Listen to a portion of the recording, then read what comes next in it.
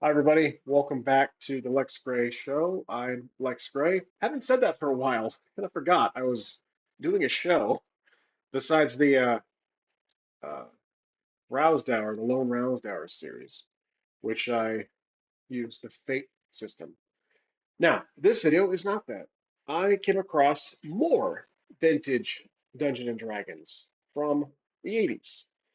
This is the companion, books 1 and 2, the Player's Companion and the Dungeon Master's Companion, if I'm not mistaken. They are in very rough shape. It was that was the reason why I got both of these for only $10, and you'll see why. So let's go to the table and we'll go through each book. Okay. So like I said, they are in rough shape, but the pages still hold together, so that is good. So here is the front of both books. We have book one and book two, the Player's Companion and the Dungeon Master's Companion.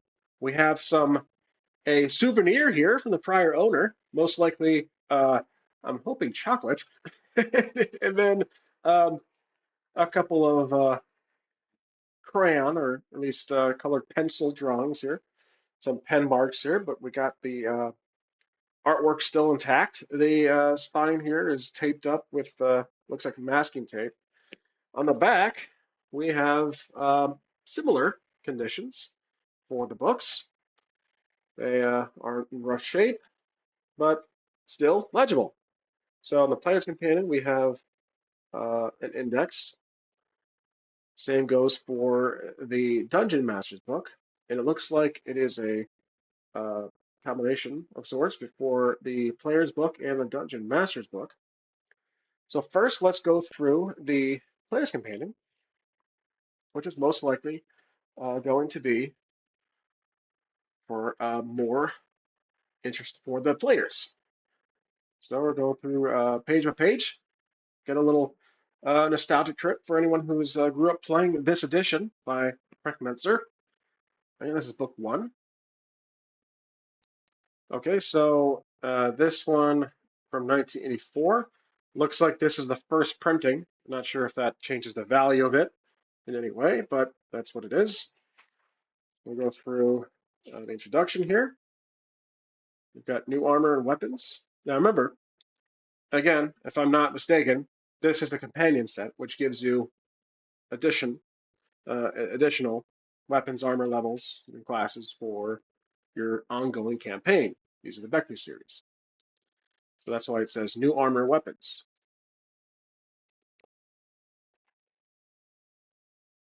You've got visual illustrations of different types of weapons, from swords all the way up to the net and whip.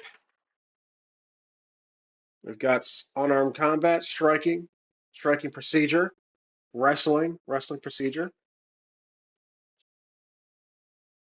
strongholds, which is a favorite for many fans, other character activity.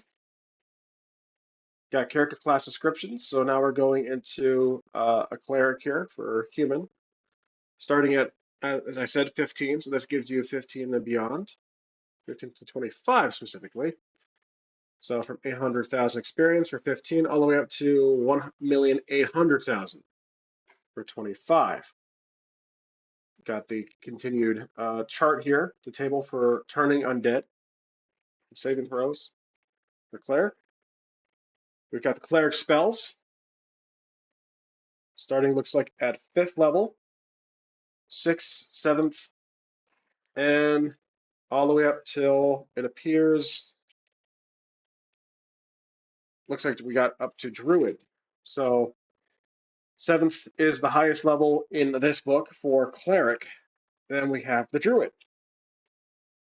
1st level druid spells, going up to, I'm assuming, 7th level like the other, 5th level, yeah, 7th level. 6 is down here. Then we have continuation, fighter, my favorite. So we have the fighter level, 15 through 25. Slight adjustment compared to the cleric. We have 960,000 for first 15 to be achieved, and then 25 at 2,160,000. Save and throw chart for those levels. traveling, continuation of fighter combat options, magic user, 15 level at 1,200,000, all the way up to level 25 at 2,700,000. So magic user, it takes a little more time to step up the ranks. You have the saving throws. Then, as expected, you have your 5th level till 9th level magic spells. And then those spells are described here. Plenty of visuals to add the experience here. 8th level, 9th level. Then we have the Thief. Thief experience table, 800,000, 880,000 at level 15, up to 25 at 2,080,000. Your saving throws and the ability tables, which is unique to thieves. Then we have character classes continuing here. We have demi-human, dwarf, elf, halfling, or hobbit for you Middle Earth fans. And this is the back of the book, which includes a map. And that is the book itself. Now let's go on to the Dungeon Master's book. This will be for forever DMs out there, or people who occasionally play the Dungeon Master. Like I said, this has the masking tape holding it together, so I can't turn the cover completely open. But Frank Mentzer, this one is also first printing from 1984.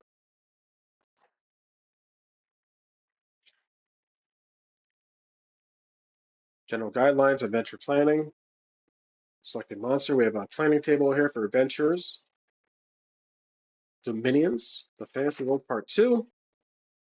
The campaign setting, obtaining a Dominion, basic info, Dominion administration,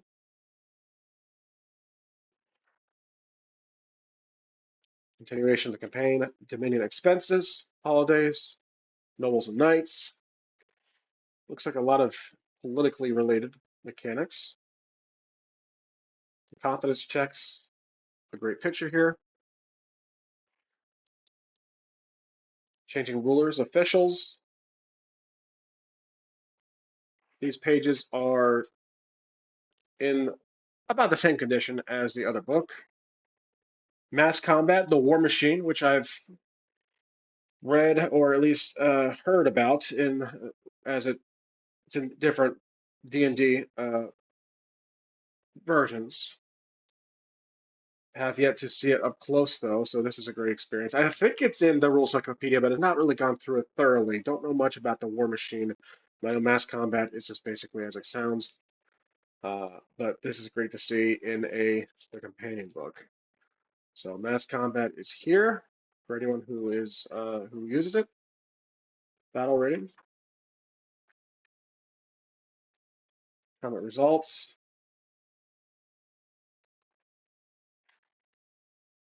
the multiverse, intro into planetary adventures. A great picture here of looks like they're going through a portal. Elemental magic, aging, more procedures. We have hit points maximum. More stains here, probably coffee or food. We have hit rolls, all demi-humans. Target armor class hit rolls for humans. The old THAC0, or at least as it was called, just a hit roll. Hit rolls for monsters. Saving throws. Treasures. More monsters. I, now, I've always seen this guy a lot in old school D&D. I always picture the character from Doom, the big floating head, the red head. That's how I picture it. I grew up in the 90s, so playing Doom 95, that's this is the monster I was thinking about. So we have, let's see, we got the Banshee, we got the Dolphin, the deadliest animal on Earth, We have a dragon, possibly. Yep, different colored dragons. Familiar with that. We got a dragon turtle. Must be really cute. We have ghost, haunt, golem, more monsters. They all have armor classes. You know, even though I've only played basic expert, at the start many times on my channel here, never really dove into companion. Going through these books here, actually in person, not like a PDF, PDF BS. I prefer on tabletop. This is a great experience, and I went through these books not thoroughly, briefly before recording, as I just picked these up earlier today for again $10, dirt cheap. It's just absolutely. This is like mind-boggling to me. To think like who owned this before, who played it for years, it's been in their closet, and they most likely just sold it to the bookshop to be again resold to me. So I just had to say that because again I have the basic one behind me that I did a video about, and I had to buy the player's guide online because I was in extreme doubt I would ever find the player's guide. But this I wish this was the basic um, BX one I would have run into like this same manner, finding it locally, both together in one package. But obviously, uh, this is the next best thing. So sorry for that tangent. Just I couldn't resist. Just showing my love to D&D, especially old school D&D, not necessarily five. Uh, we have Horde, the Hydrax. We have charts and tables. Anybody who plays Rollmaster will probably get very giddy in this part. um, Chart Master, also known as. We have a bunch of tables, which I also love tables. When it comes to solo play, tables is a gift from the gods. It's a way to create random and chaos all in one roll. So just seeing these in this book here, which the Rule Cyclopedia also has a bunch of tables that I never take advantage of. It's just great to see. So it looks like that's most of it there. Then we have more items, magic items. I mean, this is the treasure section, so as expected. There's scrolls. I don't use scrolls often. I really took advantage of that besides Karen, which is another favorite rules light system of mine, a more modern system, very popular in solo play. Karen uses spells, spell books. It's one whole book. It's one spell. You use it, it's gone. You can house rule it to where if you roll it perfect, you can reuse it again, but it's a weaker effect. I'm a huge fan of that. It has 100 spells in the book. Hell, the game is free. You can obviously buy to print, pay to print, whatever it's called. Um, and I have again Karen 1 and Karen 2. I love that spell system compared to conventional spells where you have to memorize it a couple hours in the morning, go out to an adventure, you use the spell, you forget it. I'm sure there's people out there who are, you know what? Let me know what your favorite type of magic is in RPGs. If you prefer this style of magic, I know there's a term for it, or the name of the person who thought of it. I don't remember the name of it. But this style of magic, like I said, you have to memorize a spell from your book. You go out, you use it, you forget it. Or if you like the spell book or scroll method, or you have a pool of mana, however you pronounce it, you can use it and you don't necessarily forget about it. It's just depending on how much energy you have stored. Kind of like Tunnels and Trolls, which is kind of wizardry in the newer versions. Before it was early editions, Tunnels and Trolls, it was strength you draw from. But you can use a spell as many times as you want, as long as you have the number for it. So let me know in the comments below what your favorite type of magic system essentially in RPG is. I guess I just could have said that. All right, let's continue. Treasures, more treasures. We have some encumbrance here of armor and shield. There's plenty here, missiles and devices. Swords, nobility attending. So now we're getting to the golden dagger. Uh, Interesting. Looks like these are adventures. The golden dagger. This one's baked in uh, into the very end of the book here. There's a cool picture here. And yeah, looks like that is really it for the Dungeon Master's Companion. And on the back here, we have sides, troops, rules, scenarios, and then everyone's favorite uh, advertisement. Now, this one, I don't think I have Marvel superheroes. I have Star Frontiers. Let me go get it.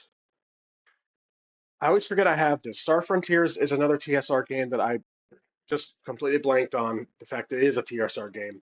But this is the original Star, as it's called here in the box, our original Star Frontiers Alpha Dawn. So a slight variant of it, but yeah, it's right here. And this just goes to show. Let's see, where is it? This is not the exact version of what you're looking at here, but it is the Star Frontier franchise. So money well spent, all going to the defunct or bought out TSR and happily supporting local business to pay, obviously, um, to buy these and collect them. So always buy small business. I'm a huge advocate for that. But in any event, that's really it. Hope you guys enjoyed. Again, another retro or older edition of D&D to my collection. My very slowly glowing and growing collection. Um, my dream is to find the original three booklets, which are like thousands of dollars. So there's no way that I would ever buy that online. But the original OD&D book rules. That would be something. I'm picturing like it's just one of the three are sitting somewhere in a thrift shop between the magazines, kind of stuffed in there. Nobody has any idea what that is. Like they think it's like a survival guide. But we'll see. I'm sure if I'll probably run into maybe someone who has it, like a store owner who talks about it. So that would be just a dream come true.